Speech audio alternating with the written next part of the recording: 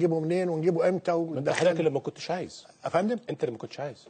انا كنت اتمنى انه ما يبقاش فيه، انما ما هي دي برضه محتاجه آلية منك يا كابتن سامي. انا هقول لحضرتك لازم تقننها حكايه الحكام الاجانب. وصلنا لها يعني.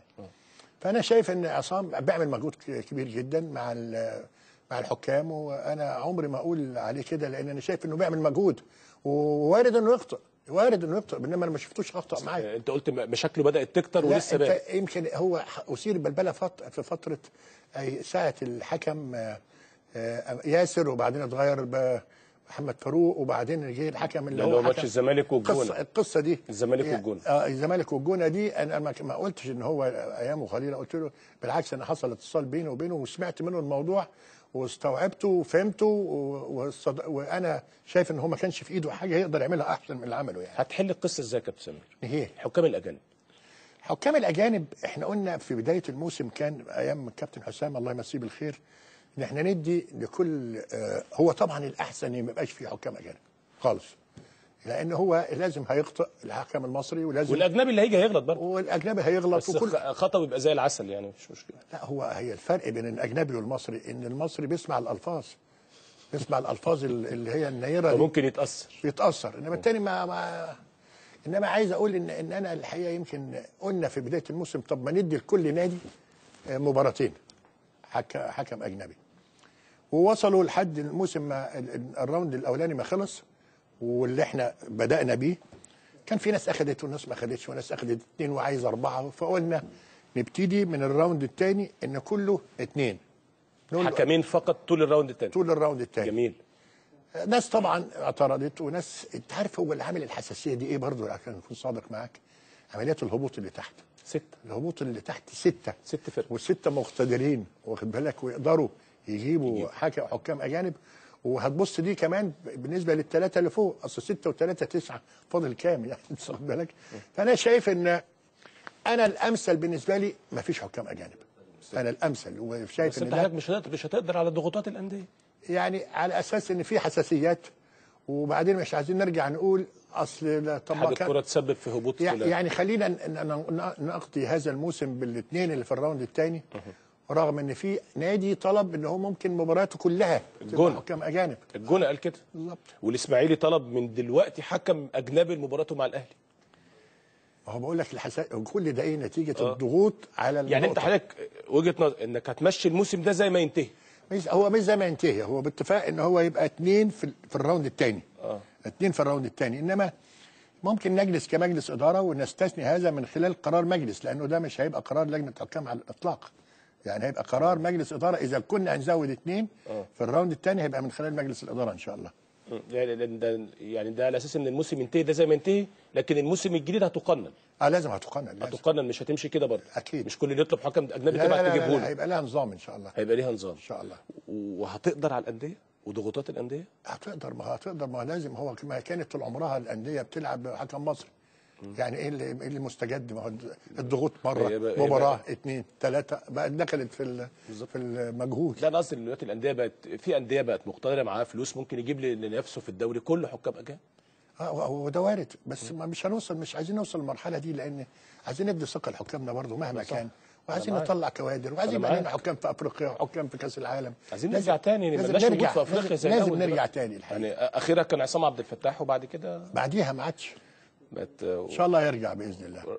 ما علقتش انت خالص على موضوع سقوط الحكام في كوبر المتتالي ده؟ ما ليك تعليق خالص على القصه؟ لا قصه محزنه جدا يا كابتن. هي قصه محزنه رئيس الاتحاد يعني لا قصه محزنه جدا، وانا شايف ان تركيزنا للمرحله اللي جايه دي مع الحكام ان احنا عايزين نشوف حكام في بطولات افريقيا اكتر، مش اروح باللاين مان، يعني انت خد بالك كاس افريقيا اروح باطقم، اروح كاس العالم يبقى لنا واحد مشارك، صارش قد ايه تبقى شكلها حلو بالنسبه لمصر، واي دوله تبقى عندها حكام مشاركين في بطولات كبيره. بس سمعت كتير كابتن سمير من بعض الحكام يعني ان حضرتك من ضمن الاسباب اللي وصلت التحكيم لكده انك مش مهتم بيهم، ما بتصرف لهمش مستحقاتهم باستمرار. لا حرام. عندك اولويات غير التحكيم. لا هو الحكام طول عمرهم، رئيس لجنه الحكام ده بيبقى تبعيته لمجلس الاداره، مش زي يقول لك في مشرف على لجنه كذا، مشرف على لجنه كذا، مشرف.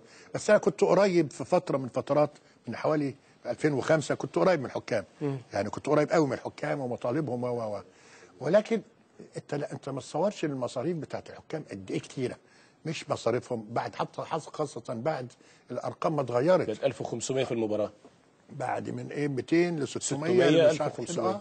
فالارقام اتغيرت. احنا ما بناخدش دعم من حد، احنا بنعمل تعاقداتنا ما توصل ل 3 مليون و6 مليون ارقام الحكام.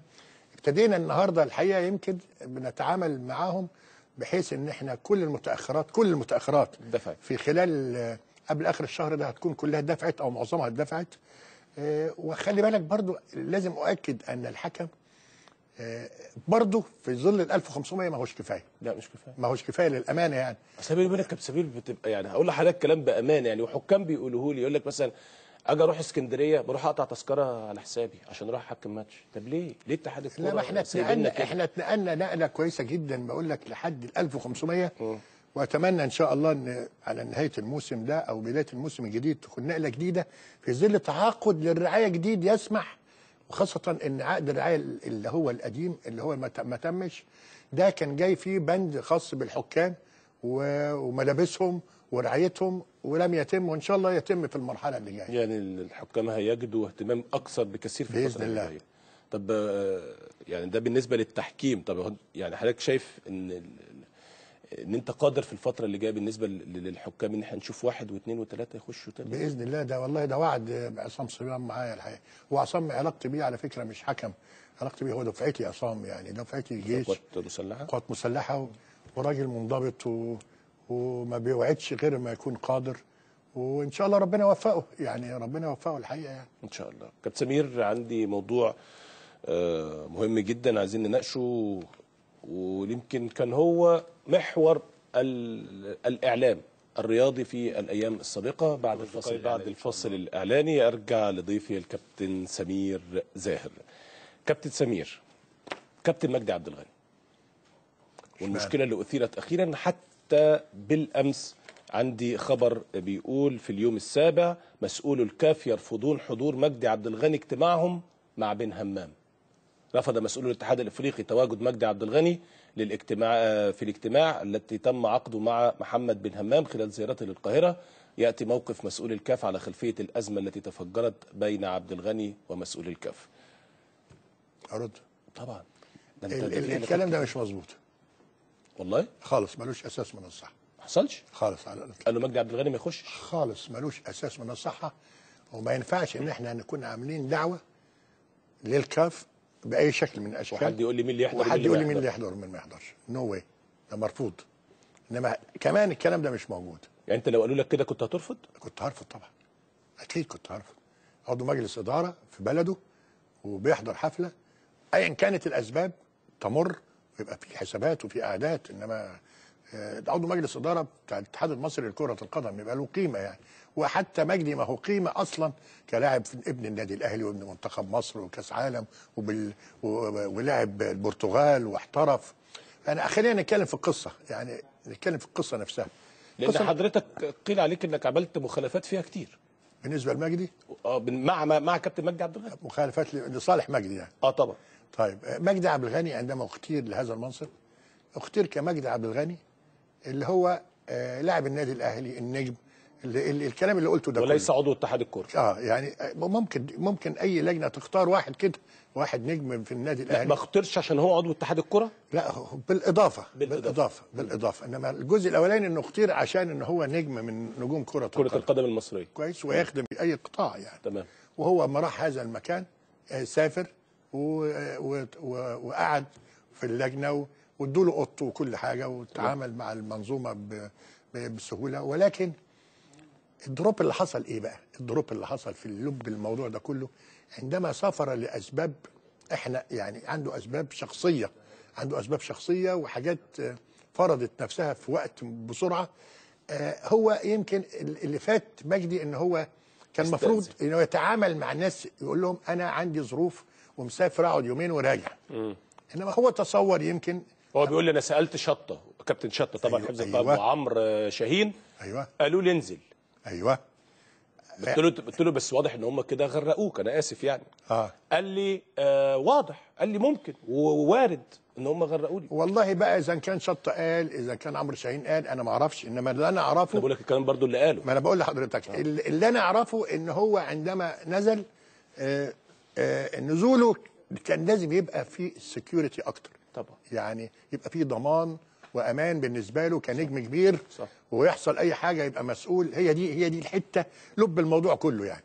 انما هو قال لي ان انا اطمئنيت، وان انا قلت للناس، وان انا قفلت حاجتي، وقلت انا رايح عندي ظروف قاسيه في خلال 48 ساعه وهرجع. ده اللي اتقال. اما رجع مصر الحقيقه يمكن جاله مسج، رساله ان هو في مشكله، من لازم يرجع بسرعه لان في تجاوزات. عيش حياته زعلان وبيقول له رد كل المبالغ اللي خدتها، البوكيت ماني بتاعك. رجع على الفور، يعني رجع فورا. واما رجع هناك الحقيقه في القعده المنظر هناك ما عجبوش وما يعجبش اي واحد مصري ان هو يتعامل بهذه وارد انه يكون اخطا، وارد ان يكون اخطا. لا هو اخطا، ما انا بقول لحضرتك وارد انه يكون اخطا. وهو قال، هو على فكره اعترف هنا في البرنامج، قال ان انا واضح ان انا اخطا. لو اخطا برضه لابد ان احنا يبقى في نوع من انواع التسامح للكينونه اللي انا قلتها دي. انما عملوه ازاي؟ هل معقوله انك تشوف ابن مصر خرجوه من الاستاد، يعني صوره محطوطه على الاستاد وانتد ازاي يعني؟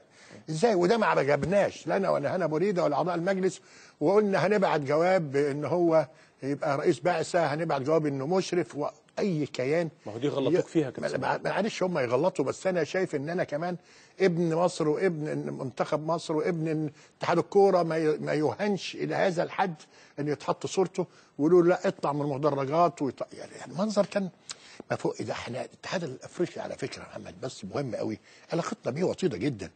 اي نعم لا نسمح بالاخطاء، ما نسمحش بالاخطاء ولا تجاوزات في ده يهمني انك ما تسمحش بالغلط، لان هناك خطا. لا انما هناك وقع خطا، خلاص بقى. يعني ما نبقاش نتجاوز الخطا، وان احنا لدرجه ان احنا كله يسخن مره واحده على واحد في غربه يعني. انما عايز اقول ان احنا رغم ان هو كان هناك خطا زي ما قال مجدي، ان المواضيع اتلمت وهو اختصر الموضوع وقام اخذ بعضه وراجع على مصر. وانا شايف انه تصرف صح. يحمي ماء وجهه. بس كون ان حضرتك يا كابتن سمير تبعت له جواب ان هو رئيس البعثه في وجود كابتن فتحي نصير، ما هي دي برضو اتقال ان ده خطا من حضرتك، ما ينفعش ان حضرتك تعمل كده. ده مجلس اداره، ده قرار مجلس على فكره. الكلام اللي انا بقوله ده مش سمير زاهر، مجلس اداره قرر ساعتها انه يعمل كده ليحمي.